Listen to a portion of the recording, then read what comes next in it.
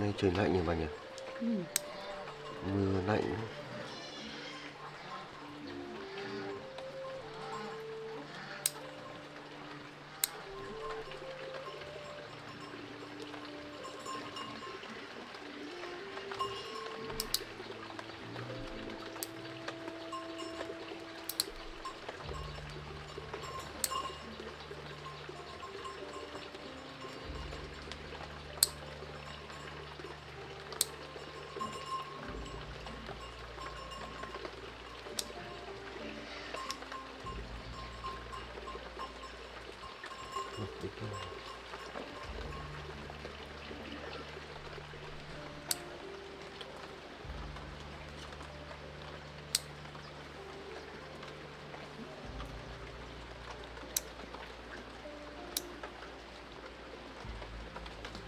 Đau mà. Ừ.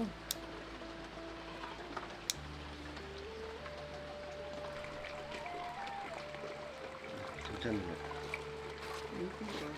Hả?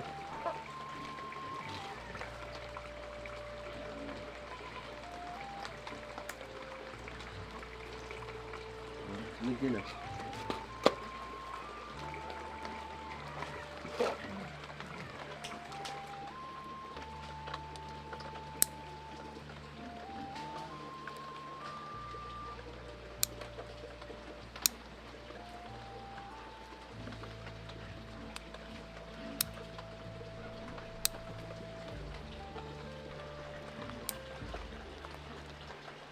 Bà ơi, bà ơi, hôm nay trời lạnh lắm. Cháu sẽ đi tìm một số cây thảo dược ấy để ngâm chân giữ ấm cho bà nhé. Ừ. Bà đi vào trong kia sửa rửa đi. Ừ. Bà đợi cháu một tí. Ừ.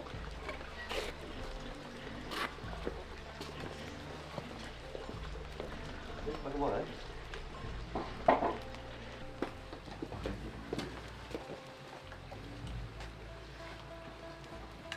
Bà ngồi đây sửa rửa nhé. Vâng. Bà sửa này ấm lắm, bà cứ ngồi đây sửa rửa thôi, không cần làm gì đâu nhé. Vâng. Vâng, bà đợi cháu một chút. Ừ.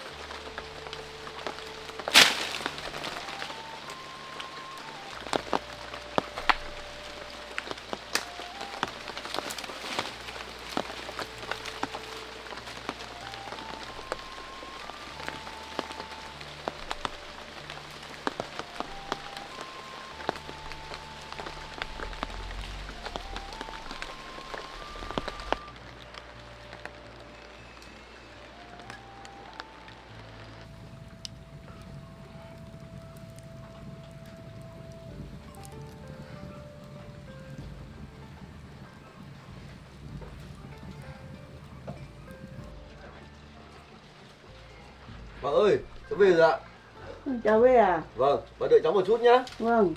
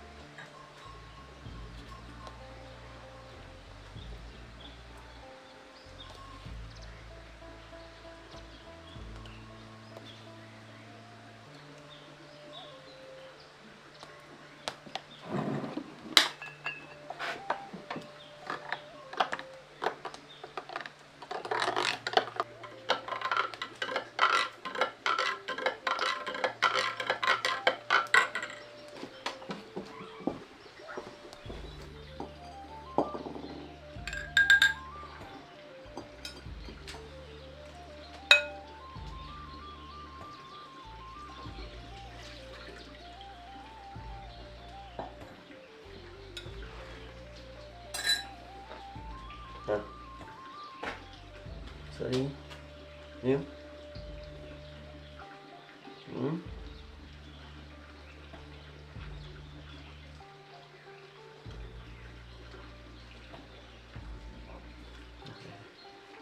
Đặt lên nhá.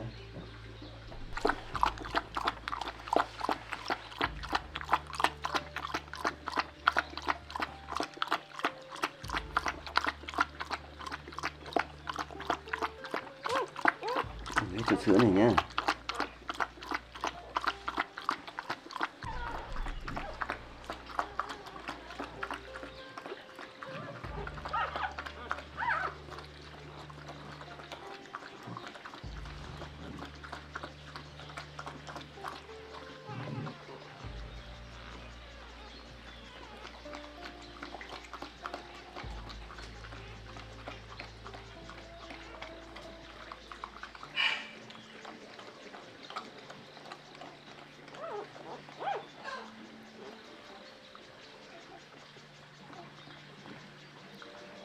Nào, hết rồi, anh cứ vắt nào.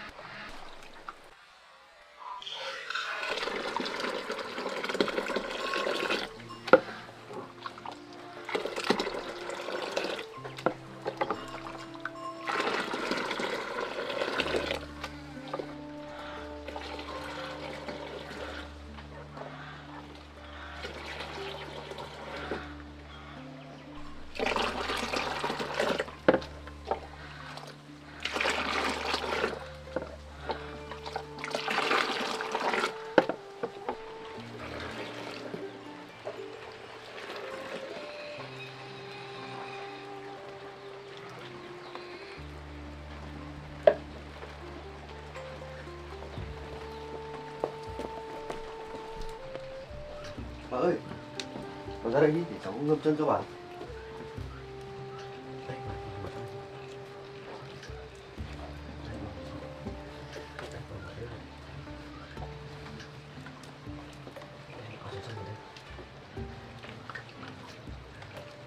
Nóng lắm. Cái này nó ấm đây, nó nóng ấm chân rồi.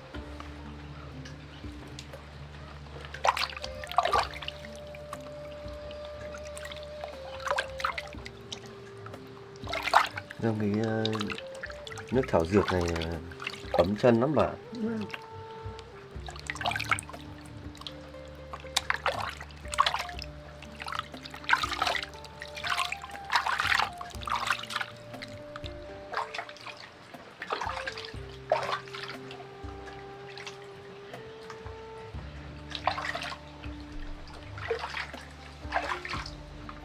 Cho cả gừng nữa ạ, nhưng mà nó rất là ấm.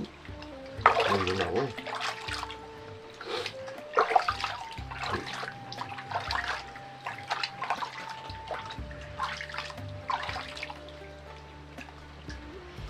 Chưa được ngâm chân thế này á. Dạ. Bây giờ cháu làm cho bà ngâm chân thế này. Thì cái này lạnh thì cháu lấy thảo dược gì để ngâm chân cho bà ấm đôi chân lên. Vâng.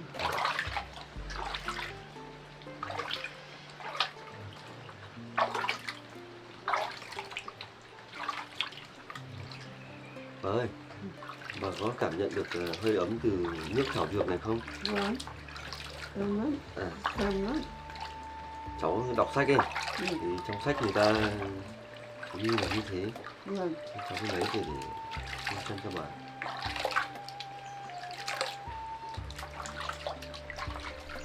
Mình ngâm lâu một chút rồi sẽ cái quả bọc này phải ngâm trong vòng 30 phút đấy bà. Ừ. Rồi,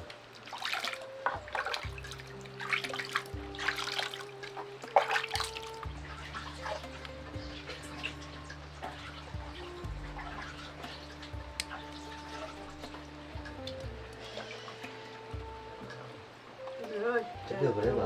ừ. Vâng, Để ông sẽ vâng. ừ. Không tắt luôn đấy. Rất vâng.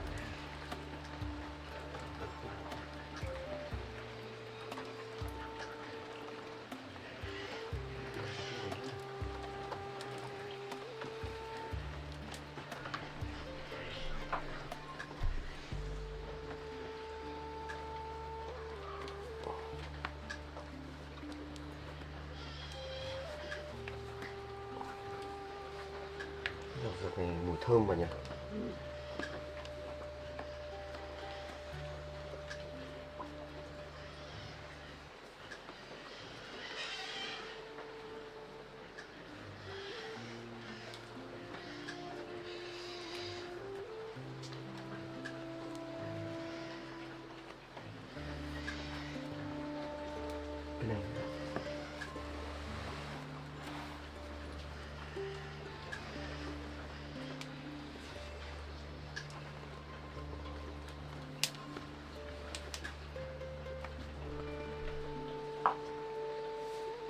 Cái này quân sổ. Đây. Bà ra cái ngồi sửa lửa nhá. Vâng.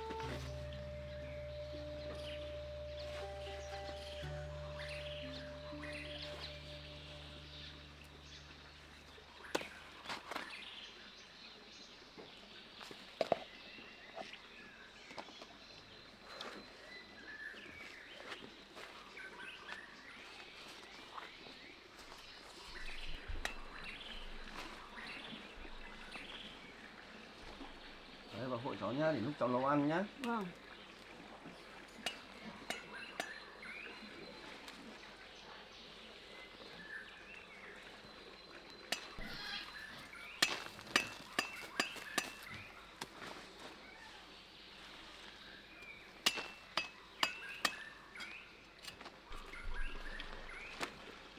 Bà ơi, xong chưa?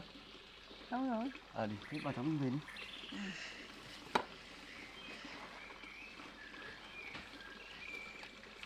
Ê, bà đi xem.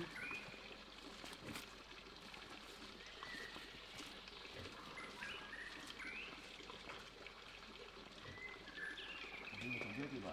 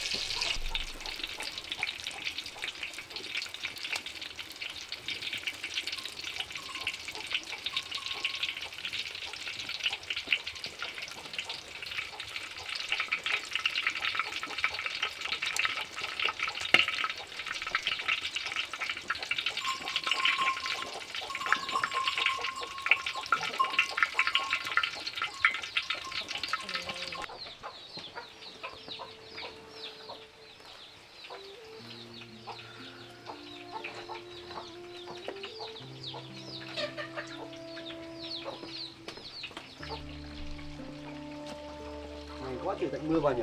Ừ. Cơm đấy bà ơi. Ừ.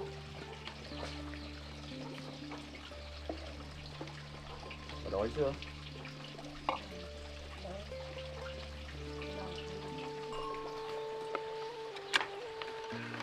Bà ơi, cơm rồi bà. Bán cơm đi. Ừ.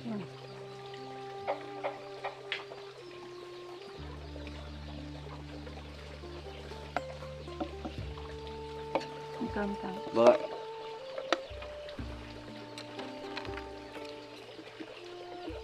Như bà ăn cơm nhé. Vâng. Bà ơi, bà ơi. Ăn thử cái món cà hôm nay cháu làm theo công thức mới này, ăn thử xem nào. Có ngon không?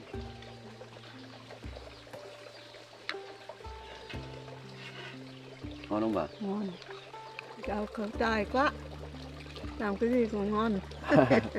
Nó cũng làm để cho nó theo kiểu này nó mềm ấy thì bà ăn sẽ dễ hơn.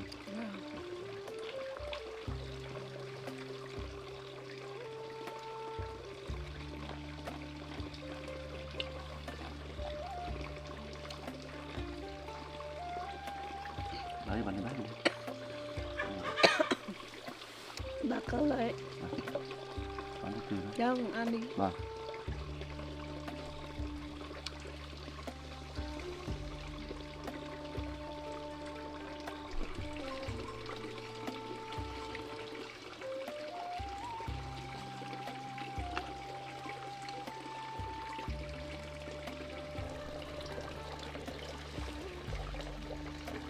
Đấy, rồi anh.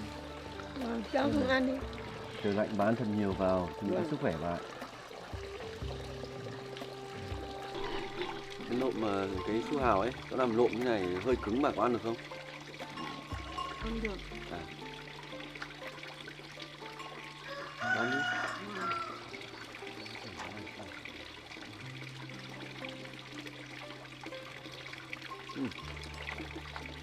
Em nói kiểu này ngon đấy bà nhỉ? Vâng. Ngon rồi.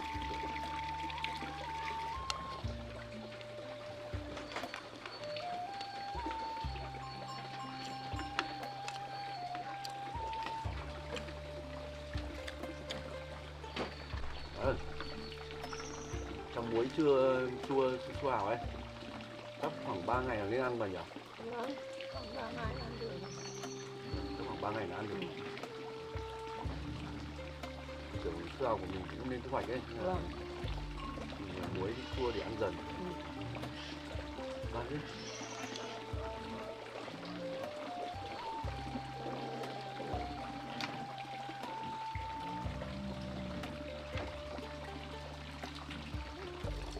Đấy, bà đưa lên bát rồi đấy.